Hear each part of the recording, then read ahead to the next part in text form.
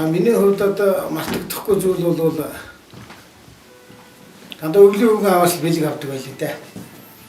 Тэр нэгдүгээр ангиас 10 дугаар анги төгслөө өвгөн аавын бэлгийг за тэр үед өвгөн аавын бэлгийг өгөхдөө дээр үед ч бол сайшаал үнэмлэх гэдэг юм дандаа дагавдаг байсан.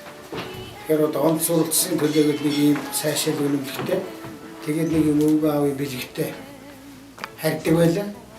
Тэр үед бол сайшаал үнэмлэх бэлэг хоёр авахыг шинжил гэж ойлгож байсан. Одоо сүүлд тэр нэргээ харахаар ямар ч байсан хүний эсвэл одоо хамт олонны нэг бүтэн эсвэл улс орны ч юм уу одоо иргэ харахад бүтэн жил хийсэн ажлаа нэг одоо дүгнэн зэгцлэх тэгээ шинэ гарах гэж байгаа онд юу хийх одоо бодох төлөвлөх одоо ийм л үйл явдал юм байна гэж ингэж одоо харахад бол бодож байна.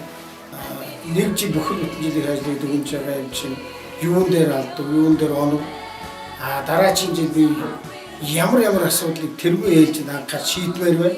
Энэ зөвхөн ажил гэдэг нь ажлын тухай биш. Би одоо 10 жил төгөлт байхдаа тэмдэглэлийн дэвтэр дээр шинэ оны эхэнд яаж бичдэг гэхлээр за надад ийм муухай 3 дутагдлаа зарсна гэдэг нэг шинэ оны 1 сарын 1-нд бол тэмдэглэлийн дэвтэрт их олоодаа бичсэн дээ. Одоо манай охин бол номд их дуртай. Одоо сая өнөөдөр номын дэлгүүр яваад за миний хоёр номоо сонгоод ирэхээр ингээд пирамид ийм пирамид юу байдгийг сая битэр яасан чи шууд надад зааж юм л те. Тэгэхээр ингээд өөрснийхөө дуртай юм хийгээд өөрснийхөө одоо чөлөө өөрснийхөө дуртай юмаа сонгоод хийх ийм одоо боломж нэгсэн бүрдсэн байна.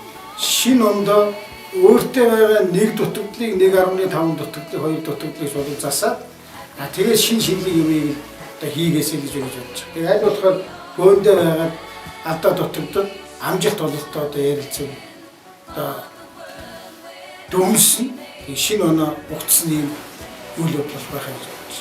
За би одоо ганцаараа гоцоо сууж үргэлж явах. Унда.